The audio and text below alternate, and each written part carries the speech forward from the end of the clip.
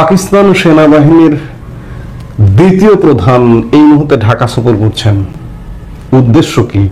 ভারতীয় গণমাধ্যম north east news বাংলাদেশে পাকিস্তানি সামরিক তৎপরতা নিয়ে ধারাবাহিক বিভিন্ন সময়ে প্রতিবেদন করেছে যে পাকিস্তান সেনাবাহিনী কখন কখন বিভিন্ন সময় এসছে পরিবর্তিত বাংলাদেশে। সব স্টোরিগুলো আমরা নর্থ ইস্ট নিউজের সুবাদে জানতে পেরেছি এবং বাংলাদেশ সেনাবাহিনী পাকিস্তান ভিজিটের খবরও নর্থ ইস্ট নিউজ দিয়েছে।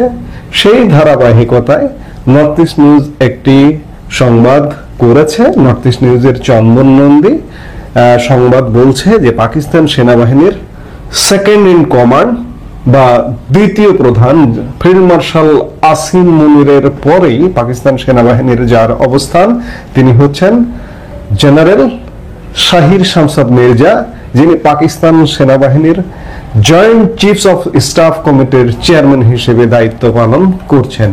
আজকে তিনি রাষ্ট্রীয় অতিথি ভবন যমুনায় বাংলাদেশের প্রধান উপদেষ্টা ডক্টর মোহাম্মদ ইউনূস এবং জাতীয় নিরাপত্তা উপদেষ্টা খলিলুর রহমানের সাথে সাক্ষাৎ করেছেন, যা দুই দেশের মধ্যে উচ্চ পর্যায়ের সম্পর্কের ইঙ্গিত দেয়।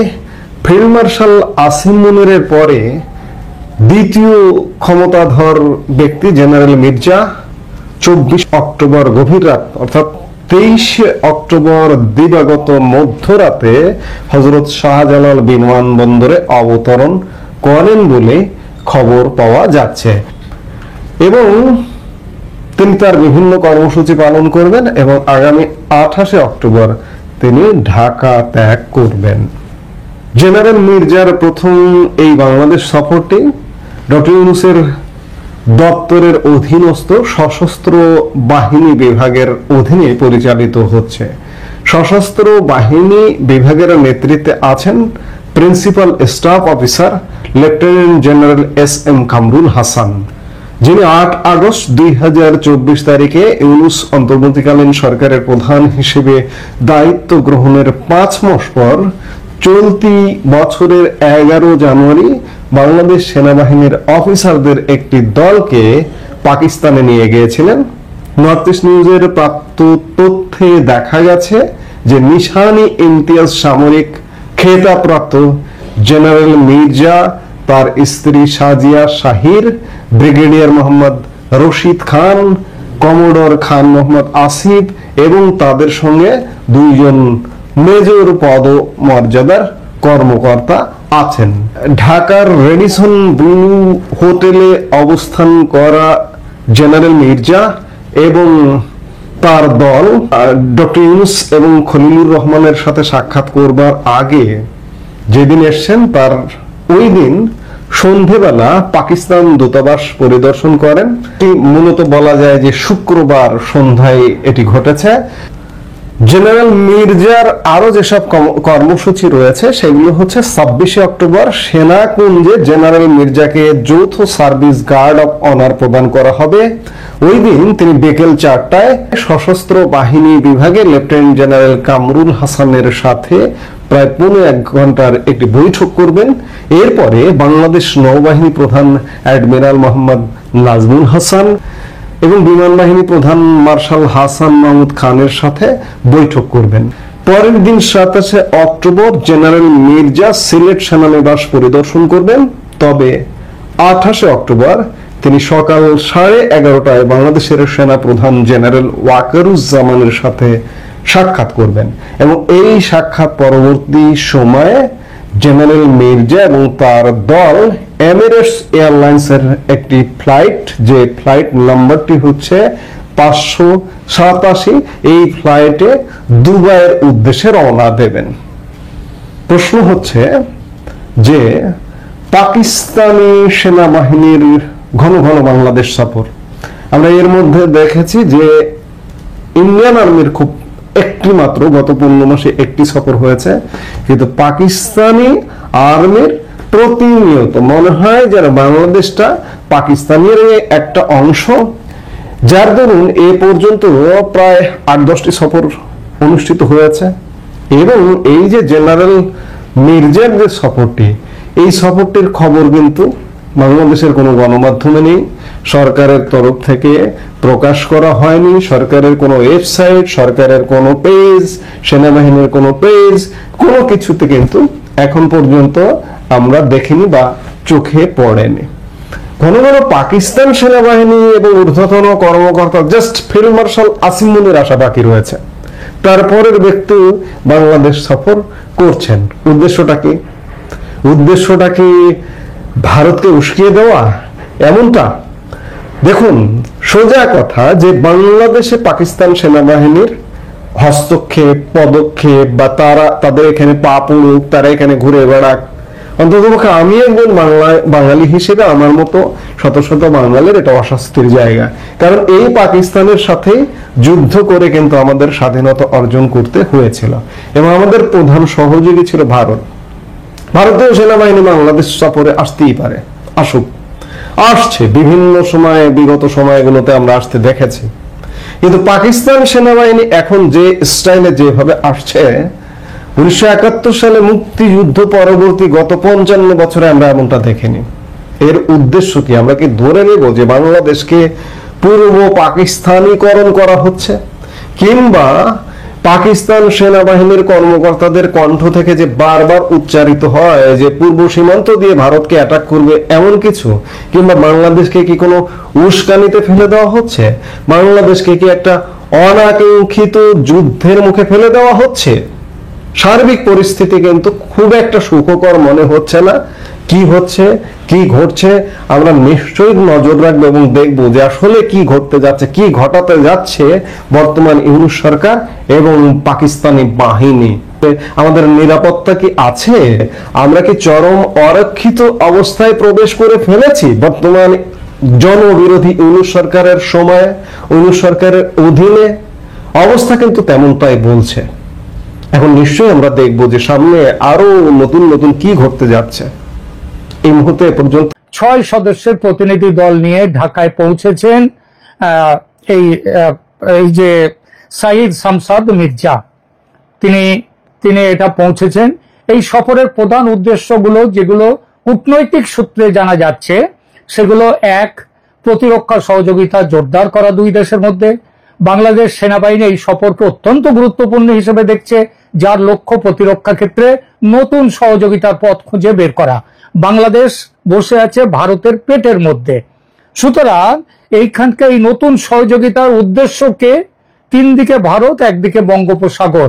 বঙ্গোপসাগর তো আর সেখানটায় ঝাঁপিয়ে পড়বে না যুদ্ধ করতে, তার মানে ভারতের জন্য এই ব্যবস্থা, যে ব্যবস্থার দিকে বাংলাদেশ এগিয়ে গেছে। 2 নম্বর কি? পাকিস্তান ও বাংলাদেশের মধ্যে আলোচনায় আঞ্চলিক নিরাপত্তা পরিবেশ এবং প্রতিরক্ষা ও নিরাপত্তা ক্ষেত্রে যে বর্তমান যে পরিস্থিতি আছে সেটা বাড়িয়ে তুলবার উপরে জোর দেয়া হচ্ছে এই সফরে। 3 নম্বর হচ্ছে গোয়েন্দা তথ্য আদান প্রদান।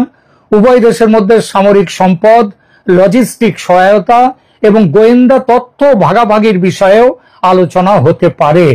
সূত্র জানাচ্ছে এই আলোচনায় তৃতীয় পক্ষের আগ্রাসনের ক্ষেত্রে পারস্পরিক সহযোগিতার বিষয়টি অন্তর্ভুক্ত, যার বাংলা অর্থ হলো ভারত যদি বাংলাদেশে সেনা অভিযান চালায় তাহলে পাকিস্তান তার পাশে দাঁড়াবে, সেটাকে নিজের যুদ্ধ মনে করে কতটা অংশ নেবে আসবো আমরা এর পরে আলোচনায়। আপাতত মূল উদ্দেশ্য যেগুলো জানা যাচ্ছে সেগুলো বলি। 4র্থ উদ্দেশ্য সামরিক প্রযুক্তি ও প্ল্যাটফর্ম তৈরি করা। বাংলাদেশ পাকিস্তানের প্রতিরক্ষা শিল্প থেকে উন্নত প্রযুক্তি, বিশেষত ইউএভি যে ড্রোন, সেই ড্রোন সিস্টেম এবং চীনের JF-17 থান্ডার যুদ্ধ বিমান সংগ্রহে আগ্রহ প্রকাশ করেছে, যা চীনের সাথে যৌথভাবে তৈরি। মনে রাখতে হবে ডক্টর ইউনূস কিন্তু এখানে ট্যারিফ নিয়ে আলোচনায় তিনি ইতিমধ্যে স্বীকার করে এসেছেন যে আমেরিকার ছাড়া চীনের কাছ থেকে কোনো অস্ত্র আর নেওয়া হবে না। তারপরেও JF-17 থান্ডার যুদ্ধ বিমান সংগ্রহে আগ্রহ প্রকাশ করেছে বাংলাদেশ এবং সেটা নিয়েও কথা হবে। হয়তো এই যে ক্রয়টা, এটা বাংলাদেশ সরাসরি চীনের থেকে নেবে না, নেবে পাকিস্তানের কাছ থেকে, পাকিস্তানের যেগুলো রয়েছে। কারণ পাকিস্তান তাদের JF-17 অপারেশন সিন্দুরে যেভাবে পরাজিত হয়েছে, তাতে JF-17 যেভাবে ধ্বংস হয়েছে, তাতে তার উপরে আর নির্ভর করতে পারছে না এবং তারা মনে করছে এই পুরো জিনিসটা বাংলাদেশকে কাবাড়ির মতো, মানে যারা দরকার নেই লোহার দরে বাংলাদেশকে দিয়ে দাও, বাংলাদেশ সেগুলো নিয়ে থাকুক এবং পাকিস্তান আমেরিকার কাছ থেকে নতুন অস্ত্র নেবে। 5 নম্বর উদ্দেশ্য কি? এই সফরে বাংলাদেশের ফোর্সেস গোল 2030 আধুনিকীকরণ পরিকল্পনার অংশ হিসেবে প্রতিরক্ষা শিল্প সহযোগিতার বিষয়ে আলোচনা হবে। এইবার এই টোটাল বিষয়টা অনেকেই মনে করছেন যে ভারতের উদ্বেগ বাড়িয়েছে।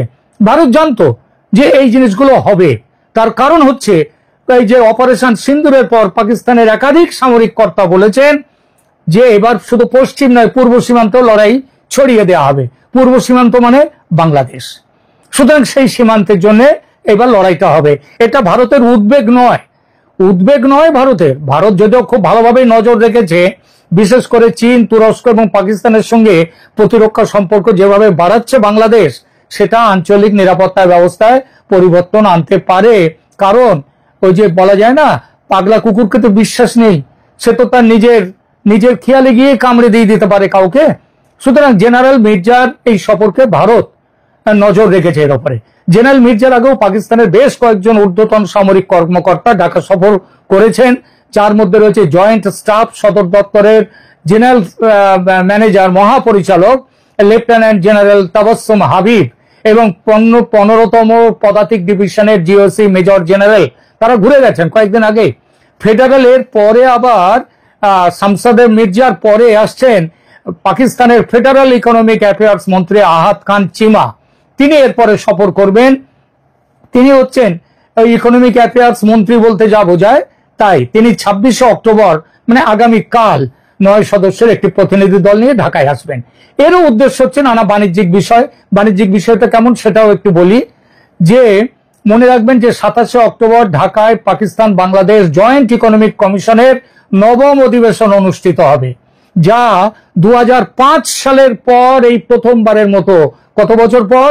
প্রায় 20 বছর পর বাংলাদেশের অর্থনৈতিক উপদেষ্টা সালেহ উদ্দিন আহমেদ বাংলাদেশ দলের নেতৃত্ব দেবেন। এর কি উদ্দেশ্য?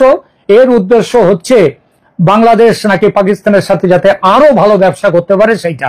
তো ব্যবসাটা কেমন আছে বাংলাদেশের? 2024-25 অর্থ বছরের কথাটা বলি। বাংলাদেশ পাকিস্তান থেকে আমদানি করেছে, কে আমদানি করেছে? বাংলাদেশ। কত আমদানি করেছে পাকিস্তান থেকে?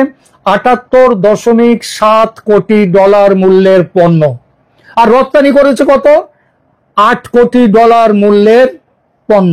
তার মানে দাঁড়ালো কত? প্রায় 71 কোটি ডলার বাংলাদেশ তার, এটাকে বলে কারেন্ট অ্যাকাউন্ট ডেফিসিট, মানে তার এটা ঘাটতি বাণিজ্য পাকিস্তানের সঙ্গে। বাংলাদেশ বলছে এই বাণিজ্য ঘাটতি কমানোর জন্য চা, পাট, পণ্য, ওষুধ, তৈরি পোশাক, ইলেকট্রিক সামগ্রী এসব তারা রপ্তানি করবে পাকিস্তানে। কিন্তু ব্যাপারটা হচ্ছে এইখানে আর কি করবে বলেছে, যে কৃষি ক্ষেত্রে সহযোগিতা হবে, বিশেষত হালাল খাদ্য উৎপাদন এবং রপ্তানিতে একটা চুক্তি হতে পারে। Bangladesh standards and testing institution BSTI এবং পাকিস্তানের হালাল অথরিটি এই বিষয়ে একটি চুক্তি স্বাক্ষরের আশা করছে। বিশেষ অর্থনৈতিক অঞ্চল, একটা স্পেশাল ইকোনমিক জোনও বাংলাদেশ সম্ভবত পাকিস্তানকে বিনিয়োগের জন্য দেবে এবং মনে করা হচ্ছে এটা এমন জায়গায় দেওয়া হবে যেখানে ভারতের ওই চিকেন নেক যদি কাছাকাছি হয় সেই সব অঞ্চলেও এটা একটা দেওয়া হতে পারে, চট্টগ্রামের আশেপাশেও এটা দেওয়া হতে পারে। তো পাকিস্তান শিল্পের জন্য বাংলাদেশে বিনিয়োগের সুযোগ তৈরি করে দেবে বাংলাদেশের সরকার। উভয় দেশ আর্থিক সেবা ও ব্যাংকিং খাতে সহযোগিতা বৃদ্ধির বিষয়েও আলোচনা করবে। সফরের সময় চিমা প্রধান উপদেষ্টা মোহাম্মদ ইউনূস এবং পররাষ্ট্র উপদেষ্টা তৌহিদ হোসেনের সঙ্গে সাক্ষাৎ করবেন। একটু আগে যেটা বলছিলাম বাণিজ্য বৃদ্ধির সম্ভাবনার কথা, সেটা বলি। আগেই বলেছি যে 2024-25 সালে এইটা বাংলাদেশের, এর আগে বাংলাদেশ এই সময়ে প্রায় 78.7 কোটি ডলারের বাণিজ্য হয়েছে দুই দেশের মধ্যে, যার মধ্যে পাকিস্তান থেকে বাংলাদেশ নিয়েছে প্রায় 71 কোটি ডলার আর মাল এখান থেকে গেছে 7 কোটি ডলার। এই বাণিজ্যটা 20% বৃদ্ধি পেয়ে এখন 86.5 কোটি ডলারে পৌঁছেছে। Pakistan chambers of commerce and industry মনে করে যে পাকিস্তান আগামী কয়েক বছরে বাংলাদেশে রপ্তানি ও 3 বিলিয়ন ডলারে তুলে নিয়ে যেতে পারবে, তুলতে পারবে। তার মানেটা হলো আরো বেশি ডলার পাকিস্তানকে দিয়ে তাদেরকে অর্থনৈতিক সুবিধে দেবে বাংলাদেশ। আগেই বলেছি যে বাংলাদেশ ঘাটতিতে চলছে পাকিস্তানের সঙ্গে ব্যবসায়, ঘাটতির পরিমাণ প্রায় 80 কোটি ডলারের মতো। এটা তো কমবেই না, বরং বাড়বে। কি চমৎকার ব্যবসায়িক বুদ্ধি বাংলাদেশের বর্তমান সরকারের। আঞ্চলিক ভূ রাজনীতিতে এই যে প্রভাব, এই সামরিক অর্থনৈতিক সম্পর্কের উষ্ণতা একটা বড় পরিবর্তন আনবে।